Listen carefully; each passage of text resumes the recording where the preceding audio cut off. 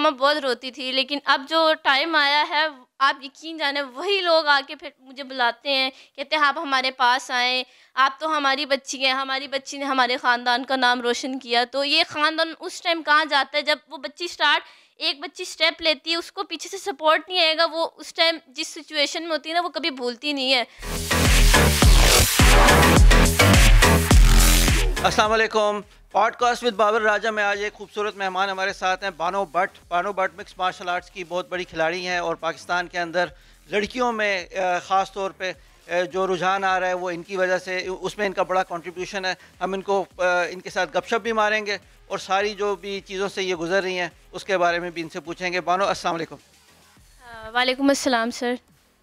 बानो, कैसी हैं आप? थोड़ा सा आप अपने बारे में इंट्रोडक्शन दें, हमारे वो लोग जो पाकिस्तानी जो आपको नहीं जानते, ताकि उनको पता चले कि आप क्या करती हैं। मिक्स मार्शल आर्ट्स का बताएं क्या है, और कुछ अपने बारे में बताएं, स्टार्ट कैसे हुआ। अस्सलाम वालेकुम, मेरा नाम बानो भट्ट है। मैं पाकिस्तान की एमेचर एमएमए फ़ाइटर हूँ और अभी तक पाकिस्तान में अनडिफीटेड हूँ।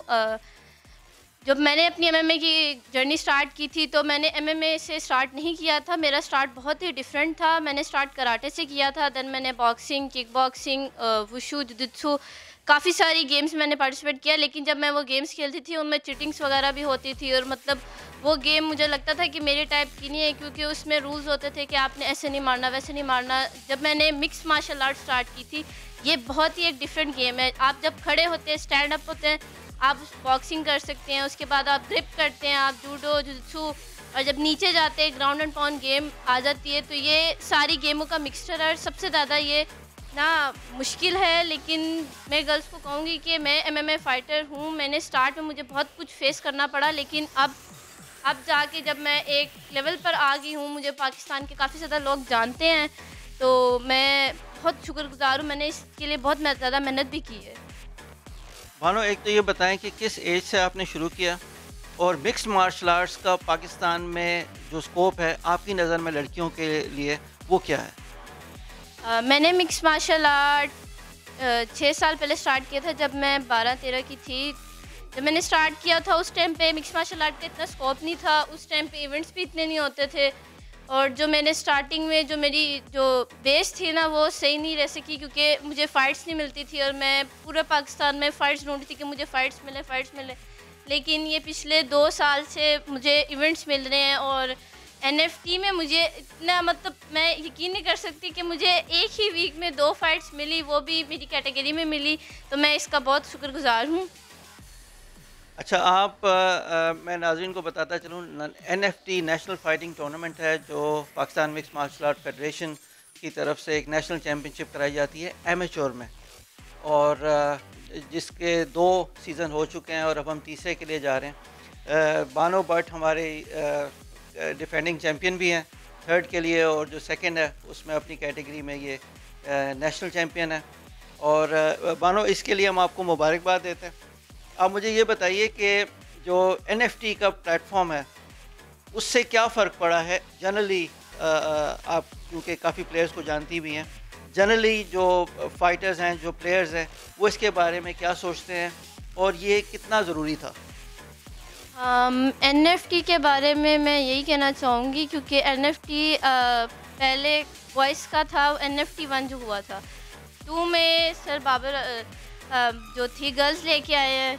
तो मुझे मतलब ना ये थोड़ा बहुत डिफरेंट था, लेकिन एनएफटी हुआ, हमें पता चला, ट्रायल्स हुए, हमने इवेंट खेला, और ये इवेंट हमारे जो एमेचर है करियर उसके लिए बहुत ज़रूरी है, क्योंकि हमें पाकिस्तान में ही आपस में फाइट्स मिलेंगी, हम लड़ेंगे, पॉलिश होते जाएंगे और हमारी गेम और अच्छी होती जाएगी। जब हमने इंटरनेशनल प्लेटफॉर्म पर जाना है तो हम तैयार होंगे, हमें पता होगा कि हमने ये आपस में फेस किया, हमें इतना लड़ा कि एक्सपीरियंस हो जाता है, और फिर जब हम इंटरनेशनल प्लेटफॉर्म पर जाएंगे तो फिर हम अच्छा परफॉर्म करेंगे। आपने पाकिस्तान को रिप्रेजेंट किया सर्बिया में जाके, हमारे जो चैम्पियंस थे उनको चांस मिला आईएमएमएफ में, international mix martial arts federation में जाके खेलने का। वहाँ के बारे में थोड़ा इन्वायरमेंट का बताइए, क्या क्या चीज़ें फ़ेस की, क्या क्या चीज़ें और हो सकती थी, और क्या क्या चीज़ों की कमी रही। हम सर्बिया गए थे आईएमएफ वर्ल्ड चैम्पियनशिप 2022 के लिए। जब हम वहाँ पे गए हैं तो बहुत सी कुछ ऐसी चीज़ें थी जो हमें फ़ेस करनी पड़ी जिसका अंदाज़ा नहीं था, कि मेरा तो फर्स्ट टाइम था, मेरा इंटरनेशनल एक्सपीरियंस था। मैं वहाँ पर गई, मैंने देखा कि प्लेटफ़ॉर्म है, क्या-क्या चीज़ें कैसे अरेंज हो रही हैं। पूरी दुनिया के 63 आई गेस शायद हो कंट्रीज़ आई हों, और वहाँ पे अलग-अलग फ़ाइटर्स थे। कुछ बहुत अच्छे फ़ाइटर्स भी थे और कुछ ऐसे थे अब जो फ़ाइटर्स थे मेजर करियर के, जो अब UFC 1FC में चले गए हैं। तो मुश्किलात काफ़ी वहाँ पर पेश भी आई, क्योंकि मैं वहाँ पे खुद खेली थी, मेरी फ़ाइट थी, मैंने लूज़ कर दी। उसका रीज़न ये था कि मतलब पीछे जो बैक स्पॉट होता है, अब सिर्फ जो MMA में सारे लोग हैं वो जानते हैं कि मैं मेरे कोच के बगैर ये मेरी फ़र्स्ट फ़ाइट थी, और मेरे साथ मेरे कोच नहीं थे, मैं वैसा परफ़ॉर्म नहीं कर सकी जैसा मुझे करना चाहिए था। बस क्या कहते हैं, जब आप पीछे आप फाइट कर रहे होते हैं केज में, अब वो एक ऐसा प्लेटफॉर्म था जिसके ऊपर बहुत प्रेशर होता है। मतलब हमारे पास वो लोग नहीं होते जो पीछे, हमारे पाकिस्तान के लोग नहीं जो सपोर्ट कर रहे होते हैं, और वहाँ पे सब लोग अलग होते हैं ना। आप रिंग में खड़े हैं और आपके पीछे आपके बैक पे 6 साल से वो सहारा ना हो जो हो, तो आपके लिए काफ़ी मुश्किल होता है। नाज़रीन, इसको मिक्स मार्शल आर्ट्स की टर्म में कॉर्नर कहते हैं। कॉर्नर पे जो फाइटर है उसका अपना कोच होता है, और मिक्स मार्शल आर्ट्स में इसकी इजाज़त होती है कि वो कॉर्नर मैन जो है वो अपने फाइटर को टिप्स दे सके फ़ाइट के दौरान।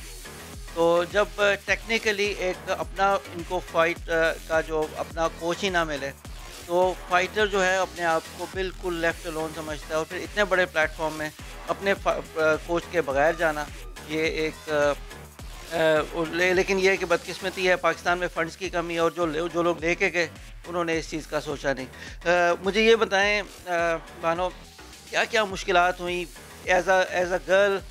शुरू में बचपन में आपको फैमिली सपोर्ट कैसी रही, और अपने कोच के बारे में थोड़ा सा बताएं जिन्होंने आपको माशाल्लाह यहाँ तक पहुँचाया। उस्ताद की इज़्ज़त जो है वो सबसे ऊपर होती है, तो थोड़ा बहुत इसके और क्या क्या चैलेंजेस फेस किया आपने शुरू से अभी तक? जब मेरा मिक्स मार्शल आर्ट, तो बात की बात है जब मैंने ये सर के पास ट्रेनिंग करना स्टार्ट की थी, तो मैं एज अ सेल्फ डिफेंस के लिए आई थी, क्योंकि मेरे साथ एक इंसिडेंट पेश हुआ था। तो जब मैं सर के पास गई थी तो मैंने कराटे से स्टार्ट किया था। मेरे लिए बहुत मुश्किल था, क्योंकि मेरी पूरे मतलब फैमिली में मैं पहली लड़की थी, और जब मैं सर के पास गेम करने आई थी तो उस टाइम पे कोई भी लड़की नहीं होती थी। तो जब मैं गेम करने जाती थी, इवन बहुत से मेरे रिलेटिव हैं वो कहते थे लड़कों के साथ करती है गेम, ये ऐसी है, ये वैसी है, लड़कों के साथ है, ये वहाँ पे ख़राब है, ऐसे है, ऐसे नहीं, लड़कियों को गेम नहीं करना चाहिए। मैंने उनकी बातें बहुत सुनी 2-3 साल तक। मैं बहुत बहुत लकी हूँ कि मेरे पेरेंट्स ने मुझे सपोर्ट किया, और बाद में कुछ ऐसे मसले भी आए कि मतलब मेरे पेरेंट्स जो थे ना, उन्होंने मुझे ना क्लब जाना बंद मेरा करवा दी, क्योंकि उस टाइम पे फ़ीस अफोर्ड नहीं हम कर सकते थे, और बाकी सारी चीज़ें भी तो आपको पता है MMA के लिए आपको क्या क्या चाहिए होता है। तो मैं 1-2 दिन तक नहीं जिम गई, फिर सर ने मेरी मम्मा को कॉल किया, घर आए, उनसे रीज़न पूछा, तो मेरी मम्मा मतलब ना उस टाइम पे बताते बताते रोने लगी कि मुझे शौक़ है, मेरी बच्ची में भी टैलेंट है, लेकिन हम इसको ऐसे सपोर्ट नहीं कर सकते। तो सर ने कहा कोई मसला नहीं है, आप बच्ची को भेजें, बच्ची मेरी बच्ची, बस आपने भेजना है, तो ये आपने सोचना है, आगे जाके फिर आपने रोकना नहीं है।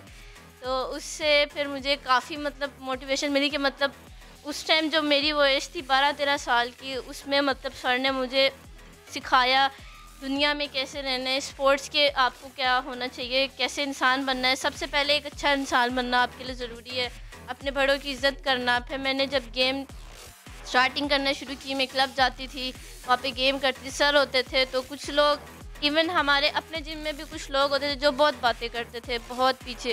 उसकी वजह से फिर मेरी फैमिली को भी बहुत कुछ फेस करना पड़ता था, स्पेशली मेरी मामा जो एज अ वुमन, क्योंकि फैमिली वाले तो बाबा को तो नहीं कुछ कहते ना, मामा को कहते हैं। तो मेरी मामा बहुत रोती थी, लेकिन अब जो टाइम आया है, आप यकीन जाने वही लोग आके फिर मुझे बुलाते हैं, कहते हैं आप हमारे पास आएँ, आप तो हमारी बच्ची हैं, हमारी बच्ची ने हमारे ख़ानदान का नाम रोशन किया। तो ये ख़ानदान उस टाइम कहाँ जाता है जब वो बच्ची एक बच्ची स्टेप लेती है, उसको पीछे से सपोर्ट नहीं आएगा, वो उस टाइम जिस सिचुएशन में होती है ना, वो कभी भूलती नहीं है।